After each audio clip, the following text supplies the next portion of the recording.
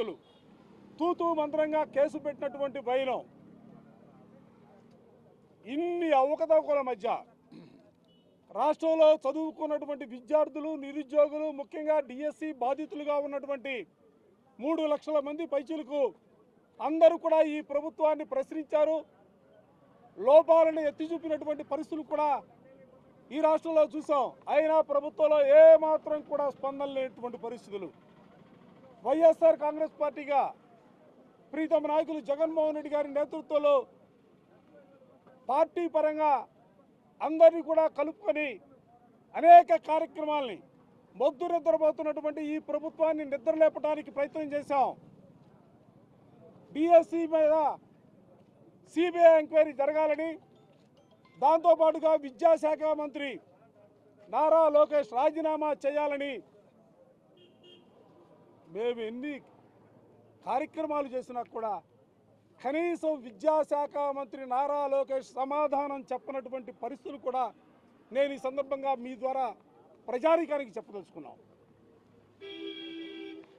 మొట్టమొదటిసారిగా నారా లోకేష్ గారు నోరెత్తి మాట్లాడింది మొన్న శాసనసభలో మాట్లాడారు.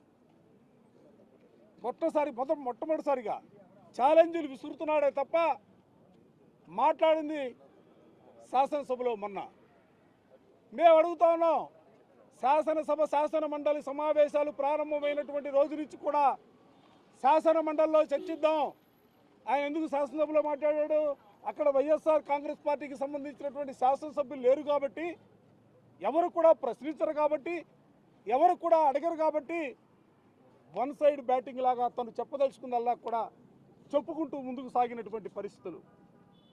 నేను ఈ సందర్భంగా ప్రజల్ని కూడా విజ్ఞప్తి చేస్తా ఉన్నా, ఆయన మాట్లాడినటువంటి మాటల్ని నిశ్చితంగా దయచేసి అందరూ గమనించాలని చెప్పి నేను కోరుతా ఉన్నా.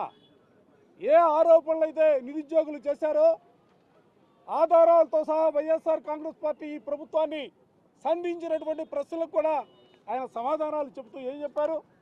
2 ఉండాలి రూల్ ఎక్కడ లేదట. డిఎస్సి కన్వీనరు, ఎస్సీఆర్టీ డైరెక్టర్ 2 ఉండాలి, ఎక్కడా కూడా ఏ చట్టం చెప్పలేదట. అంటే ఒక్కడే ఉండాలి ఏ చట్టమైనా చెప్పిందా?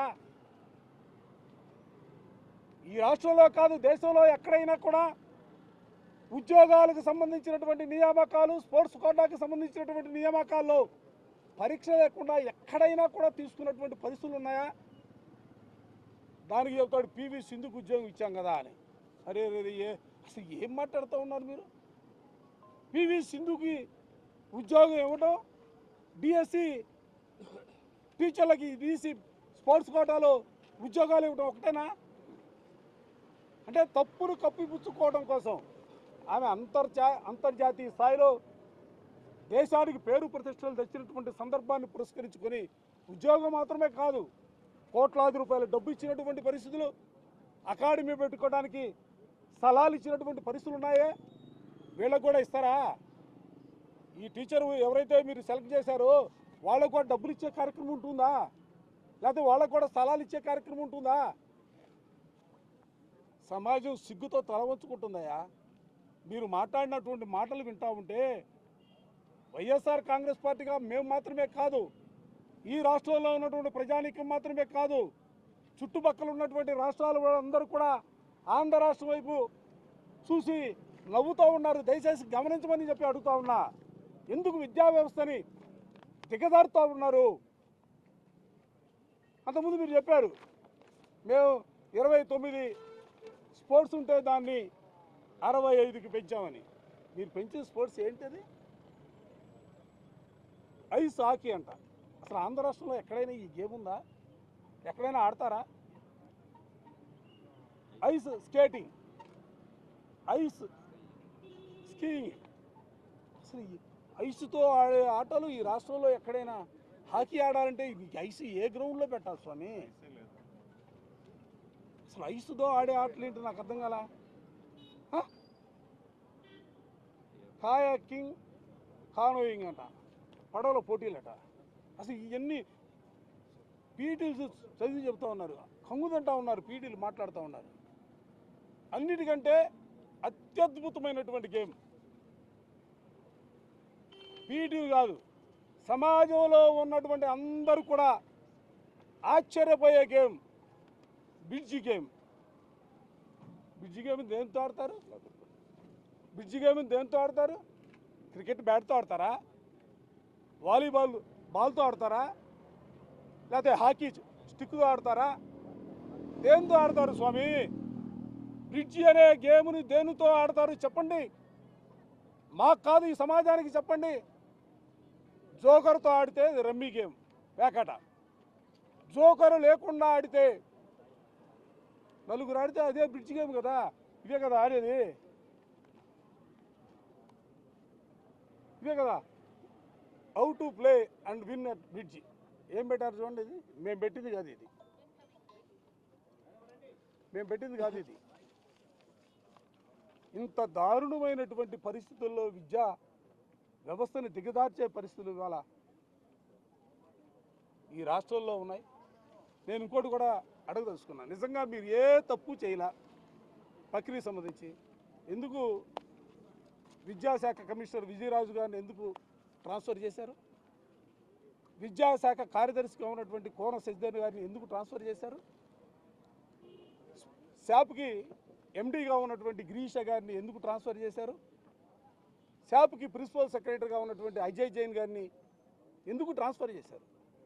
అంటే ఈ డిఎస్సి ప్రక్రియ ప్రారంభించిన తర్వాత వీటికి సంబంధించి ప్రభుత్వ పరంగా అధికారులుగా ఉన్నటువంటి విద్యాశాఖ సంబంధించి కానీ శాప్కు సంబంధించి కానీ ఉన్నటువంటి అధికారులందరినీ కూడా వాళ్ళ ఇక్కడి నుంచి ట్రాన్స్ఫర్ చేశారు. ఎందుకు ట్రాన్స్ఫర్ చేశారని అడుగుతా ఉన్నా. ఇక మిగిలింది ఎవరు? అధికారులు ట్రాన్స్ఫర్ అయిపోతే మిగిలింది విద్యాశాఖ మంత్రి నారా లోకేష్. మేము అందుకనే కదా అడుగుతూ ఉంది. ఓ పక్క సిబిఐ ఎంక్వైరీ కోరుకుంటూనే మరో పక్క మిగిలినటువంటి ఏకైక వ్యక్తిగా ఉన్నటువంటి విద్యాశాఖ మంత్రిగా ఉన్నటువంటి నారా లోకేష్ గారిని రాజీనామా చేయమని చెప్పి మేము డిమాండ్ చేస్తూ ఉన్నాం.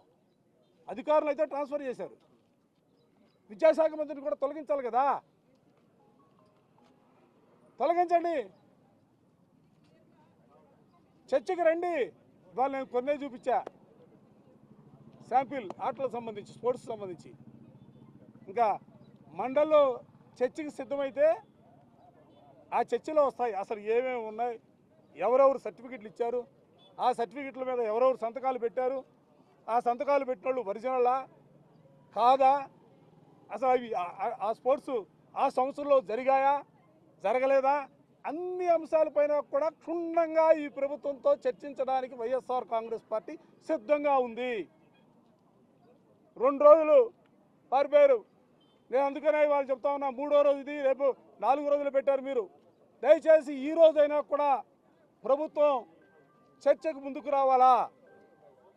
మీరేదో పారిపోతూ ఉంటే మేమేదో వదిలేస్తామనే భావంతో మీరుంటే అది కరెక్ట్ కాదు. మీరు ఎంత దూరం పారిపోయినా కూడా ఈ రాష్ట్ర భవిష్యత్తు కోసం, ఈ రాష్ట్రంలో చదువుకుంటున్నటువంటి విద్యార్థుల కోసం, చదువుకున్నటువంటి నిరుద్యోగుల కోసం, బాధితుల కోసం, బాధితుల పక్షాన వైఎస్ఆర్ కాంగ్రెస్ పార్టీ రాజీ లేని పోరు సల్పడానికి సిద్ధంగా ఉంది. ఇప్పటికే జగన్మోహన్ రెడ్డి గారు అనేక సందర్భాల్లో చెప్పారు, ప్రజల గొంతుగ్గా వైఎస్ఆర్ కాంగ్రెస్ పార్టీ ముందుకు సాగుతూ ఉంది. సమాజంలో ఏ వర్గానికి అన్యాయం జరిగినా కూడా ఆ వర్గంతో పాటుగా వైఎస్ఆర్ కాంగ్రెస్ పార్టీ వాళ్ళకు తోడుగా ఉండి ఈ ప్రభుత్వం మీద ఒత్తిడి తీసుకొచ్చే కార్యక్రమాన్ని తప్పనిసరిగా తీసుకుంటుందన్న అంశాన్ని కూడా మీ ద్వారా ప్రభుత్వానికి చెప్పదలుచుకున్నా. మేము మారం, మా పద్ధతి ఇదే విధంగా ఉంటుంది. మేము ఏదనుకుంటామో అదే చేస్తాం. ప్రజాస్వామ్యంలో విలువలకి మా దగ్గర తావులేదు. మేము నిరంకుశవాదంగానే ముందుకు సాగుతామనే భావంతో మీరు ముందుకు సాగితే, మీరు మారకపోతే మిమ్మల్ని మార్చడానికి ఈ రాష్ట్రంలో ఉన్నటువంటి విద్యార్థులు, యువత, ముఖ్యంగా నిరుద్యోగ యువత సిద్ధంగా ఉన్నటువంటి పరిస్థితులు కూడా గమనించాలని చెప్పి నేను ఈ సందర్భంగా ప్రభుత్వాన్ని హెచ్చరిస్తాను.